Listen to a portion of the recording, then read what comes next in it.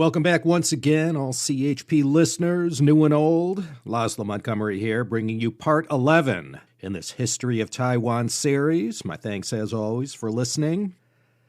Well, we got as far as the first Taiwan Strait Crisis and the May 24th incident. I also touched on Christianity in Taiwan. Wasn't sure where to stick that, but you heard about that last time.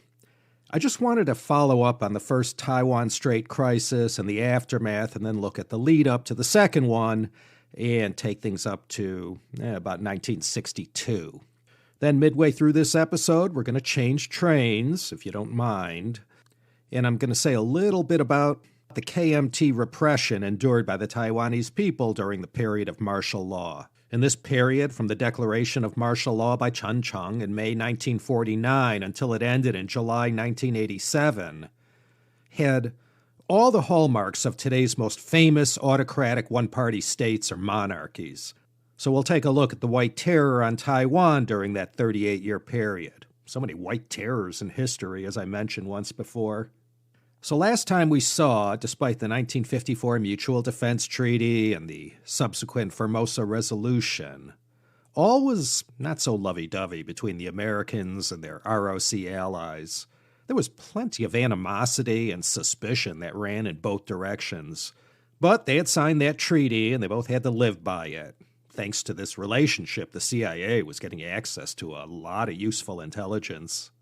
Chiang had presented a very forceful argument to Eisenhower and Dulles about the importance of Jinmen and Matsu to the overall mission of going back and retaking the mainland one day. And to walk away from these two places was to capitulate to Mao and the communists, retreating from Jinmen and Matsu and allowing Mao to take them. Well, that meant the fight was over, and what was the use to continue trying to restore the Republic of China on the mainland? Everyone knew the significance of what this meant. Mao, too, he knew.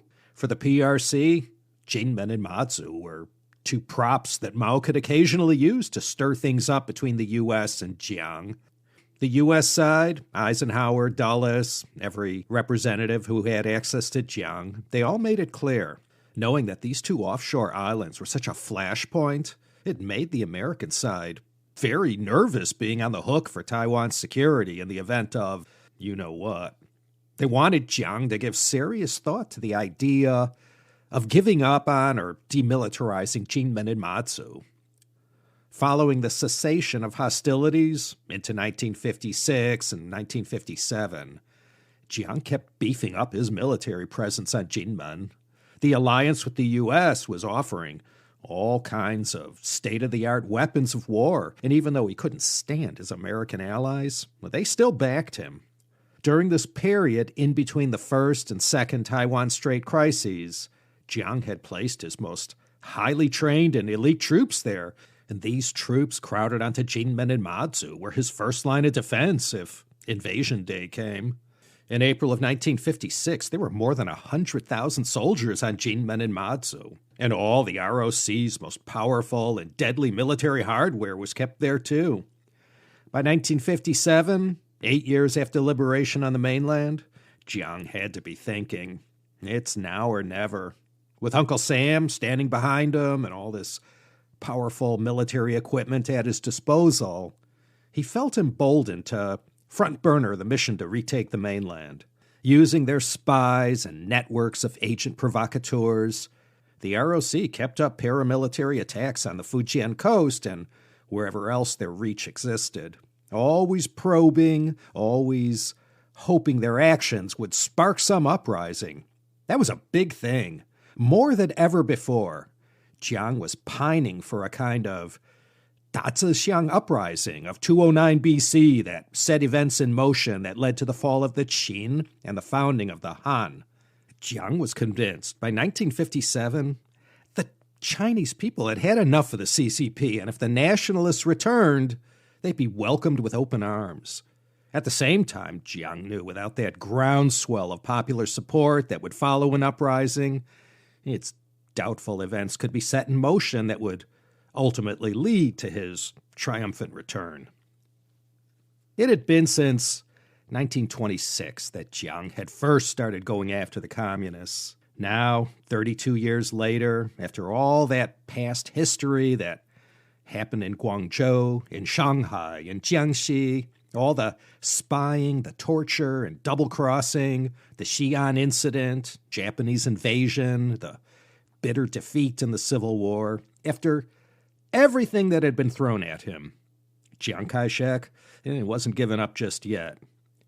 Even if a 1950s version of the Xiang Uprising happened in spades, and there was a nationwide rising up of the masses, Jiang knew if he was going to ride that wave of popular anti-communist discontent on the mainland, he was going to need the U.S. military all in. And that was the problem.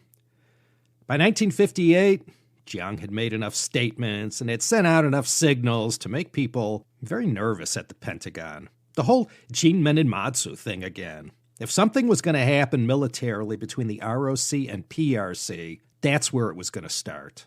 Jiang had been vigorously insisting to Dulles and Eisenhower they had to come to the rescue if push came to shove, with regard to the resupplying of those two island fortresses on Jinmenenmatsu.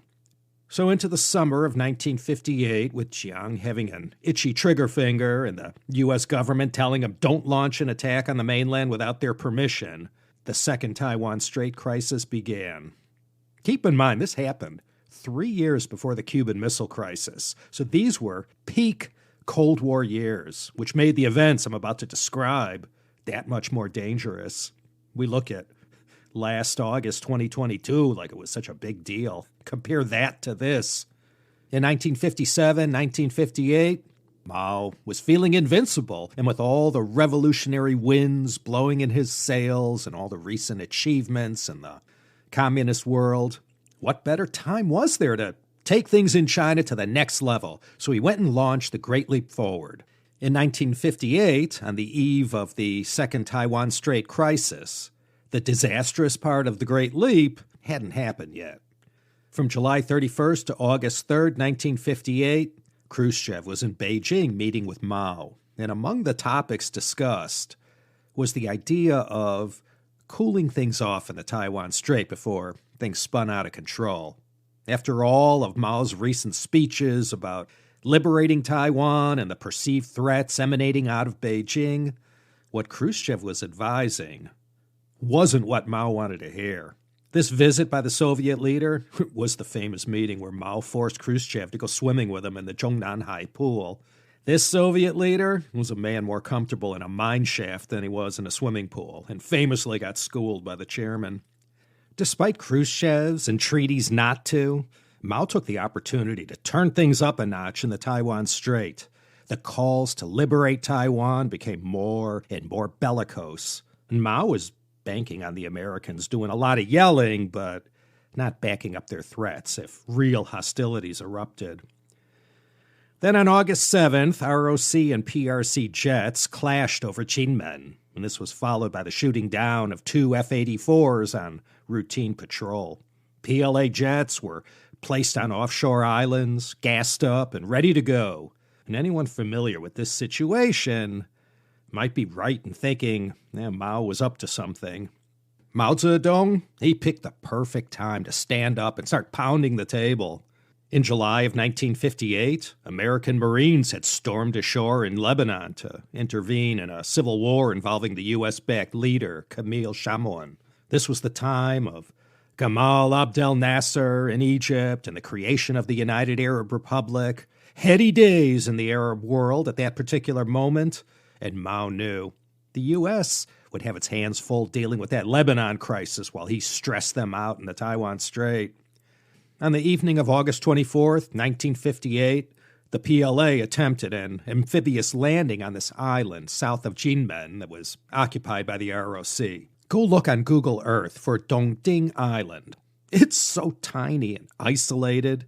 Dongting is barely even an islet. Anyway, the PLA tried to storm the island, but were repulsed by the ROC garrison there, and the whole thing was called off, and Dongting remained in nationalist hands. Then the PLA started firing off the first of tens of thousands of artillery rounds on Jinmen. Jinmen, in terms of land area, It's about the size of Oakland, California. So if you could imagine 20,000 rounds all fired in the direction of that place, you could get an idea about the ferocity of this barrage and how concentrated it was. The volume of the shelling going on and the intelligence being analyzed led the American side to believe Mao was serious this time about taking back those two island groups and eliminating Chiang. End August and into September, the PLA kept blasting away, but was always careful not to fire in the direction of any resupply vessels sailing with U.S. Navy cover. Jiang had once again found a way to convince the U.S. to provide this military assistance. At the time of this Second Taiwan Strait Crisis, new kinds of U.S. advanced weapons were making their way to Taiwan. Eisenhower had already sent the U.S. 7th Fleet to the strait, and with such a considerable U.S. presence now in the area, and after feeling satisfied, he made his point. By September 11th, Mao had toned down the velocity of the shelling. The focus on the Second Taiwan Strait Crisis now shifted to the skies, where ROC F-86s were engaging with PLA MiG-17s. Among the advanced weapons that were rolling off the assembly line of America's new permanent arms industry, that Eisenhower would later warn us all about, was a new and revolutionary air intercept missile called the AIM-9 Sidewinder.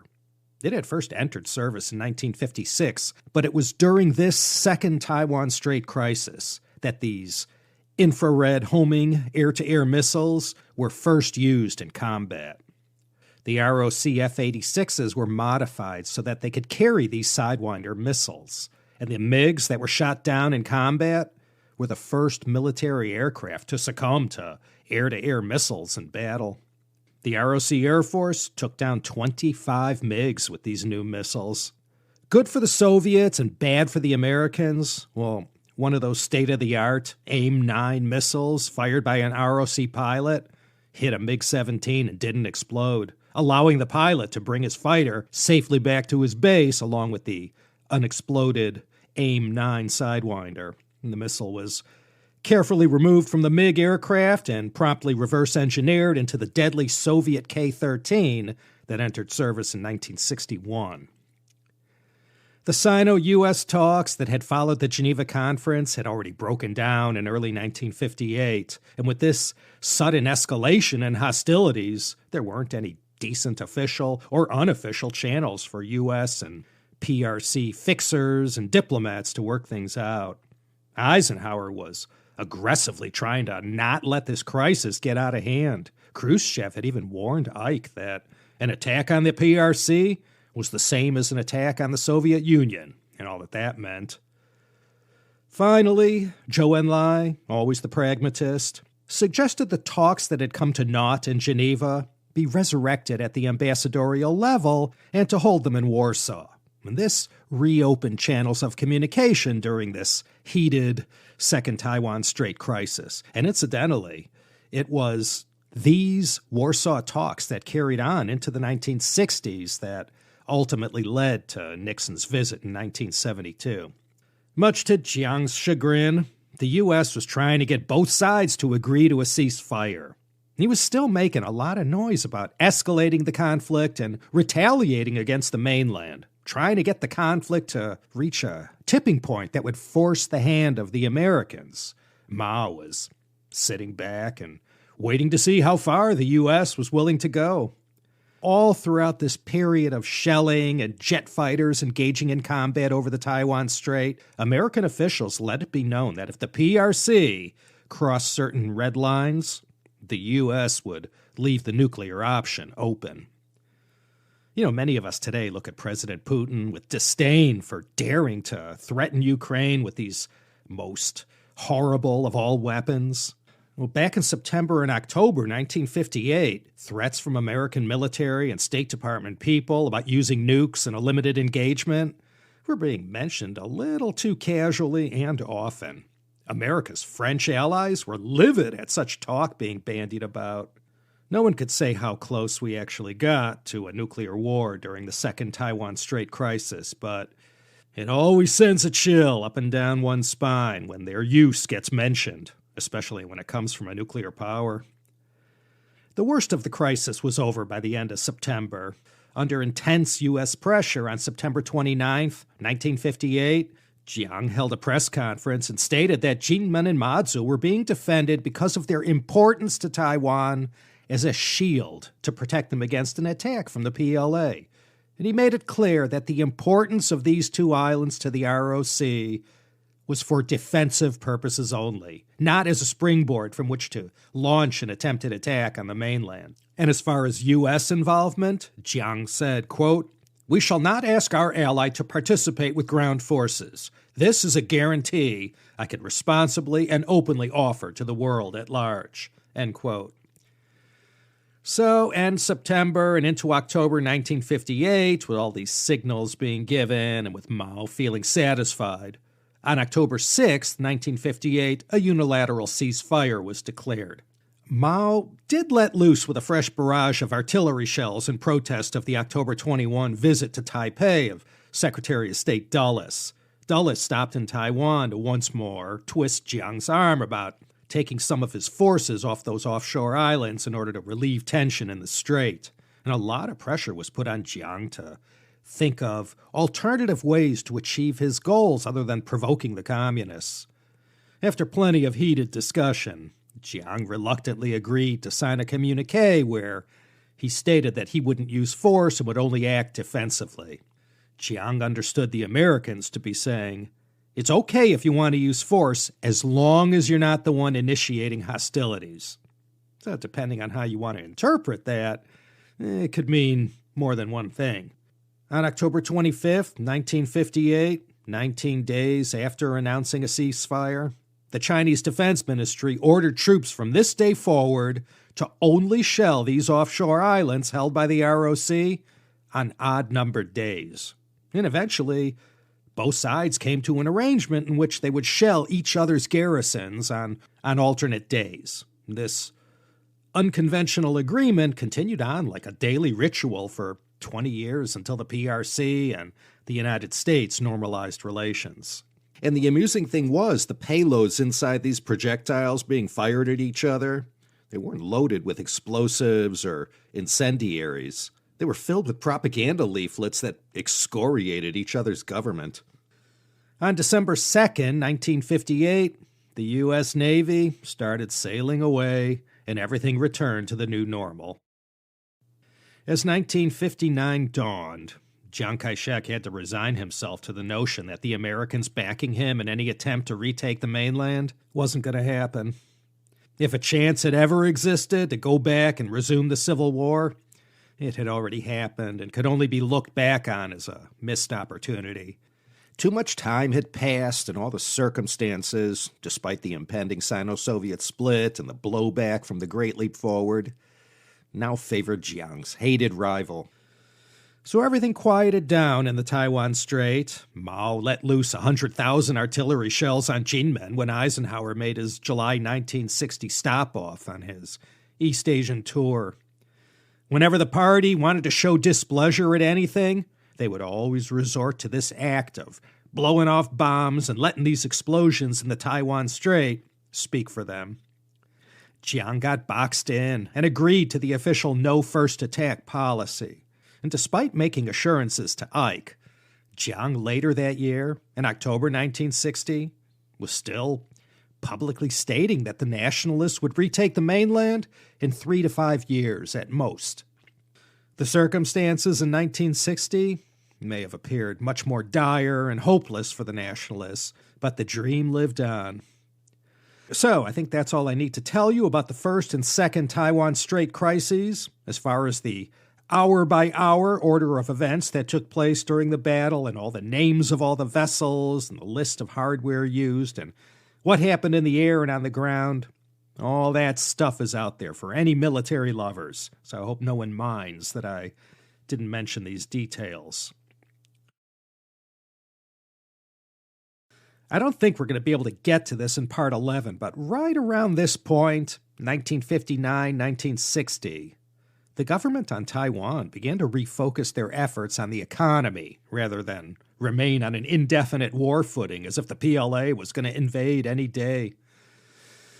Here is where economic development for the first time supplanted national defense and military affairs as the top national priority. I hope no one has any objections to my backtracking a bit. I've mentioned the White Terror already, but haven't really said anything about what it was and what it meant to live in Taiwan during those times. On a simple level, the Waishengren, who had come to Taiwan from the mainland between 1945 and 1955, their politics and aspirations were mostly represented by the KMT, and their numbers constituted a small minority of the total population of Taiwan. In 1958, there were already 10 million people living on Taiwan, double what it had been 23 years earlier in 1935.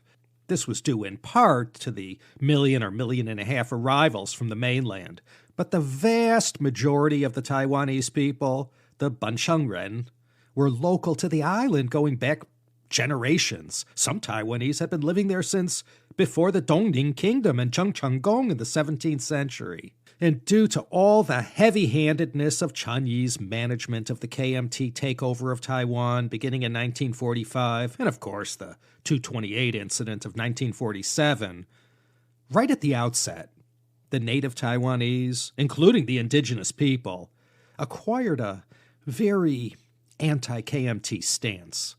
For Jiang, his party, and his entire government, if the masses of Taiwanese people were not going to line up with him, and if they dared to openly or secretly talk about trying to share his power or influence his policies, they had to not only be stopped in their tracks, they had to be made examples of too. Again, I don't want to lead you to believe Chiang Kai-shek was special in any way. The tactics he employed were no different from any other dictator. Most people on Taiwan, in 1958 at least, had never been to China. And don't forget, prior to 1945, they were speaking only Japanese, Taiwanese, Hakka, indigenous languages, or a combination thereof, but no Mandarin. We saw throughout the 1950s and into the 1960s, the whole idea of taking back the mainland remained front and center as far as the KMT's national policy went. So in order to ensure no one got in the way of these plans or spied for the communists at such a critical moment in Taiwan's history, the White Terror was initiated. The U.S., despite all the hundreds of millions of dollars of aid flowing in the direction of Taiwan, where the White Terror was concerned, sat on its hands and elected to do nothing about all the repression on Taiwan. Jiang, now he may have been a dictator in every sense of the word, but he was our dictator.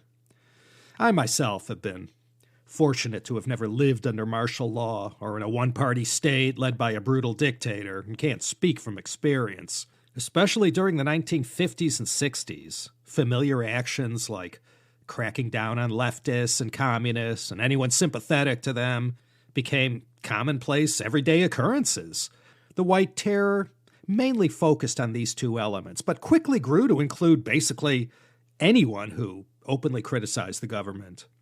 In all the American propaganda that I recall from my early years growing up in the Midwest, we knew Taiwan as Free China, as opposed to the other one, Red China. Boy, what a dog whistle those two words were back then. Taiwan may have been called Free China, but the reality back then was anything but that. I think I mentioned in 1980, during my first visit to Taiwan, I was taught very quickly not to openly speak about certain things and to be careful when mentioning terms like Mao, Dalu, and other provocative words. In 1951, Green Island Prison was built. This place later became synonymous with KMT repression. It wasn't built for this purpose, but Green Island got turned into a penal colony for Taiwanese dissidents who disagreed with the ruling political party or who advocated for an opposing view.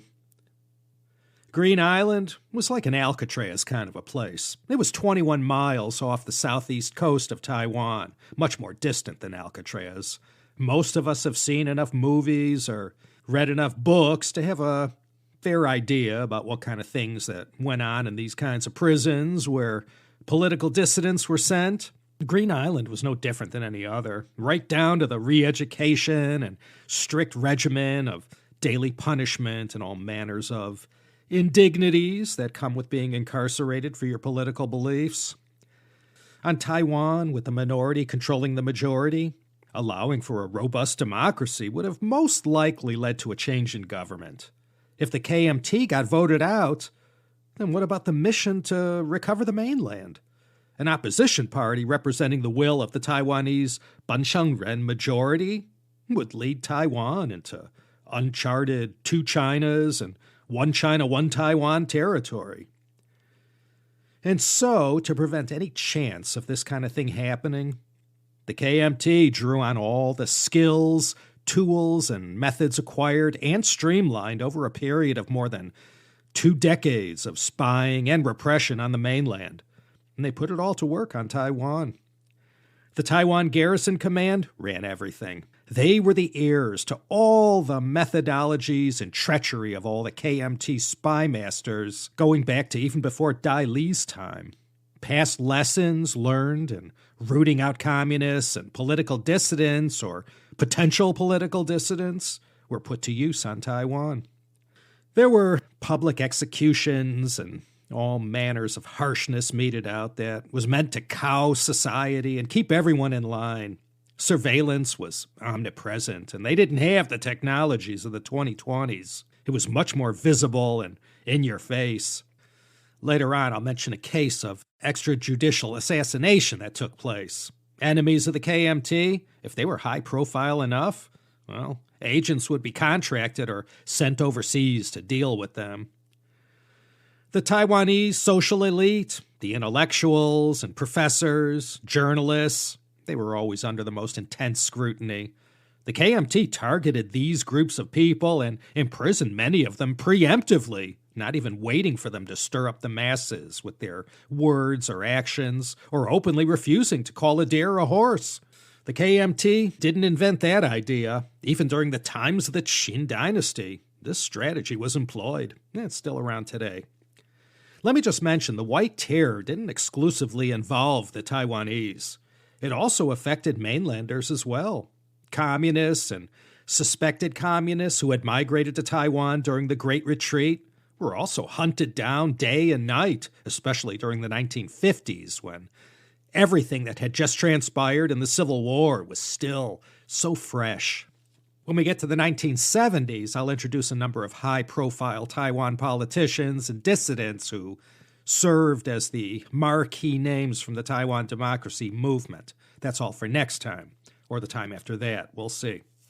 As you recall, after 228, martial law had been ended, and there was an attempt made by the government on Taiwan to make nice and turn down the heat as far as the violence and daily repression against the local people went.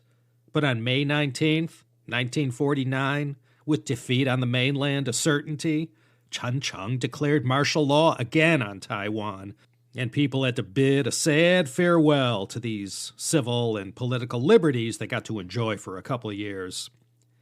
Throughout the White Terror that went hand in hand with the 38-year period of martial law, there aren't any reliable, exact numbers about how many people were killed. Depending on who you ask, the numbers vary. There were thousands of people who were executed. The number of people who were imprisoned numbered more than 100,000. How many of them endured torture or the terrors of enhanced interrogation? I can't say for sure. But all that stuff happened. Under martial law, they employed a new criminal code, which included a sedition law that got taken off the shelf quite often. It was comprised of a lot of legal jargon, but basically said anyone trying to overthrow the government or the state will be imprisoned from 6 months to 5 years.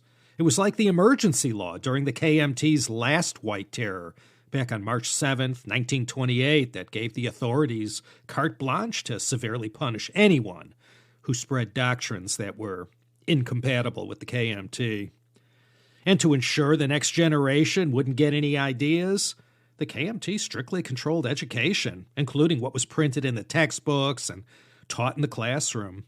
Every consideration was given to educate the future minds of the children and young people of Taiwan. And their patriotic education, it was a little more militaristic than what I might have grown up with, and in the 1950s at least was heavy on the take back the mainland part. But it was meant to inspire allegiance to the country, and in Taiwan's case, the KMT and Sun Yat-sen's Three People's Principles as well. The number of significant headline incidents from 1949 to the 1960s that involved arrests of high-profile dissidents, violence, imprisonment, and execution were almost annual in their occurrence. Because the policy of the KMT was to promote Mandarin as the Guoyu, or national language, a kind of language police were employed to keep their eyes and ears open in society at large and inside the schools to police the use of Taiwanese. If you got caught speaking Hoklo or Hakka, you might be publicly shamed and or fined. You didn't get sent to Green Island or anything, but you were made to pay a price. And this was how the island was transforming to a predominantly Mandarin-speaking society. Inside the home and within certain communities, they spoke whatever they wanted. Taiwanese theater, opera, and other spoken word traditions, those too, suppressed for the time being. Along with the 1.5 million mainlanders who fled to Taiwan as a result of the outcome of the Civil War, came their values, education system, and all the subcultures of all the people from all the cities who ended up on Taiwan, including their regional cuisines and literature and unique regional flavors that became part of 1960s Taiwan. In fact, almost everything that could have been uprooted from their Chinese homes was replanted on Taiwan. And any one-party state worth its salt knows if you control the information people have access to, you can more easily control the attitudes of the people. Hundreds of radio shows, TV shows, newspapers, magazines, and journals became freely available on newsstands and bookshops. Everything was censored and had to comply with the narrative laid out by the government. And one more thing, the many mainlanders, starting from Chun Yi's time, had grown into a kind of resented new elite on the island.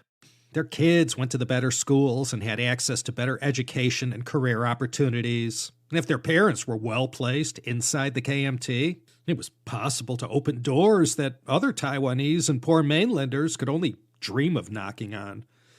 In 1960, in order to secure a third term and not have to worry about what the Constitution said in Article 47, Chiang had the National Assembly amend the law of the land to add something that was called the Temporary Provision Against the Communist Rebellion. This temporary provision opened the door for a third term as president. Now, in no way am I saying President Xi got this idea from Chiang Kai-shek, but history repeats from time to time. And though I'm, jumping ahead, since I was mentioning how Jiang wasn't willing to let go of the president's office in 1960, well, he went for a fourth and fifth term in 1966 and aged 85 in 1972. And it was midway through his fifth term in 1975 that he passed away, 1 year before Chairman Mao and Premier Zhou. The White Terror, it pretty much lasted as long as Chiang Kai-shek lasted. And when we get to his physical demise in the 1970s, you'll see, beginning with his son and successor, Jiang Jingguo, a lot of changes start happening. Into the 1960s, more countries were taking stock of the situation on both sides of the Taiwan Strait, and were beginning to lean in the ever-hopeful two China's direction. There were also the first faint signals from other countries that indicated it was doubtful the ROC would hold on to that UN Security Council seat for much longer. No matter what hopes everyone had immediately following the communist victory in 1949, well, after so many years, it was fairly obvious the People's Republic of China was here to stay. By 1957, more than a third of the countries in the world had already established diplomatic relations with the PRC. In 1960, JFK was elected, just barely, but no changes to Taiwan policy were made just yet. Jiang in his speeches, despite all the agreements with the Americans, was still openly calling for taking back the mainland, even hinting that they'd do it without the U.S. if necessary. May 1961, Lyndon Johnson, VP at the time, went to Taipei for talks and wanted to hear it direct from Jiang himself that he was still on board with what he agreed to with Dulles in that October 23, 1958 communique. They still wanted to be reassured by Jiang that a non-military course would be sought to take back the mainland. No other options were available. But despite what Jiang was agreeing to, there were still too many signals coming from Taipei that indicated something was brewing. In 1961, the feeling among many old stalwarts in Taiwan was that, well, now it had been 12 years already and time was a-wasting, and once again the sentiment was, if they were going to take back the mainland, they better act now or never. As the 1960s got underway, there was a great amount of anxiety that world events seemed to be pushing the U.S. and other nations away from Taiwan. Behind all these speeches and pronouncements and the troop maneuvers was Jiang's final, last-ditch effort to achieve his main mission since 1949, and this was known as Project Guoguang, or National Glory.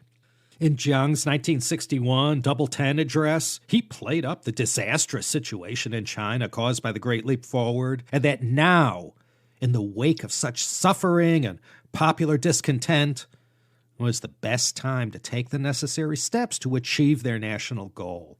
Jiang had even gone so far as to say, quote, peace in Asia would come only with the overthrow of the Beiping regime, end quote. It had taken Chen Sheng and Wu Guang 12 years to rise up and start the revolt that brought down the Qin. Now it was also 12 years that the CCP had ruled the mainland, and tens of millions of people were dying from hunger. Many hopes were pinned on a comparable uprising happening on China. Early 1962, Jiang stepped up his talk of Project National Glory and retaking the mainland. You know, both sides, the PRC and ROC, had always been blasting their respective propaganda across each other's borders by radio and even by balloons that dropped leaflets over their respective territories. And in his New Year's message of that year to the masses in the PRC, Jiang had assured them that, quote, the armed forces have made adequate preparations for the counteroffensive and therefore are capable of moving into action at any time, end quote. So, early 1962, anyone in D.C. who was wise to the situation in the Taiwan Strait began to feel a little perspiration from all the talk coming out of not only Jiang, but from all his KMT stalwarts. If he pulled the trigger, the likelihood of creating a fait accompli that dragged the U.S. military into a new global conflict was a definite maybe. And into 1962, preparations for Operation National Glory appeared to be in full swing. Where the mainland was concerned, once again, Jiang and everyone knew there was no way, given his troop strength, that the nationalists were going to be able to succeed in taking back the mainland and expelling the Communist Party leadership. Without the U.S. military backing him in this fight, the nationalists didn't stand a chance. And even with U.S. military support, well, that was no 100% guarantee of success. June 1962, the talk and all the military preparations reached a crescendo. Mao hadn't taken Jiang's bravado lightly, and offshore islands were fortified yet again. And the PLA, starting to bounce back from the Great Leap Forward, made preparations for an invasion. To calm any fears in Beijing, on June 26, 1962, a U.S. diplomat let the PRC ambassador in Poland know there was no way the U.S. was on board with any of Jiang's talk about invading the mainland. And they essentially said, don't listen to that guy. For the final time, unable to enlist U.S. support for his invasion plans, come July of 1962, Jiang had to admit he tried everything he could, using the entirety of his powerful force of will that had served him so well going back to 1927. But in the end, he failed to get the U.S. to join him on this quest. Since the conclusion of the Second Taiwan Strait Crisis, the U.S. had more and more backed away from any previously held notions about the nationalists ever possibly going back and retaking the mainland and picking up where they left off in 1945. Chiang's requests for nuclear weapons were also denied. Chiang would have to abide by what had already been agreed in the 1954 Mutual Defense Treaty and Formosa Resolution. So starting right around 1962, 1963, on the eve of Beatlemania, Jiang and everyone else who had shared the same dream had to privately admit, barring a miracle from heaven, they were never going to be able to retake the mainland and turn the clock back to 1945. And now, because of circumstances and the way things had played out since 1949, Jiang and his whole KMT government was painted into a corner with very few options as far as their long-term prospects went. Military assistance and supplying the ROC with sophisticated weapons had limitations. The Americans offered only as much as they believed was necessary for the defense of Taiwan. Now, I'm leaving out all of the sidebars and rabbit holes involving American CIA and Taiwan military cooperation. The CIA station in Taiwan was never left with having nothing to do. 1961 also saw the Sino-Soviet split. It's pretty well known all across American intelligence agencies. No one saw this coming. So with this unexpected geopolitical bombshell of an event, the Americans began to ponder how to exploit such a new and game-changing situation. And as I said, this whole matter became a new obsession in the U.S., one that led directly to February 1972. Into the 1960s, Sino-American secret talks being held in Warsaw were going nowhere with respect to the matter of Taiwan. From where the nationalist government sat, the future was looking bleak. From 1945 to 49, they fought a civil war and lost to the communists. From 1949 to 1958, they remained on wartime footing, all along trying to escalate tensions by getting the American military to buy into the nationalist China vision. And I told you, in 1966, Jiang ran unopposed for a fourth term as president of the ROC. As far as how to handle Taiwan's future reunification plans, well, that conundrum would have to await resolution at another date, as yet undetermined. Jiang knew his best course of action was to build up the Taiwan economy and begin the island's transformation into what it ultimately became in the 1970s and 1980s. And that's all for next time. In this episode, I mentioned all about the White Terror and how this provided a backdrop for a lot of what was happening on Taiwan during these Chiang Kai-shek years. Next episode, I will also start to introduce several figures from the history of those times, and through their experiences in seeking democratic reforms, we'll begin to understand what the opposition was calling for. All of this starts to look more relevant as far as today's Taiwan is concerned.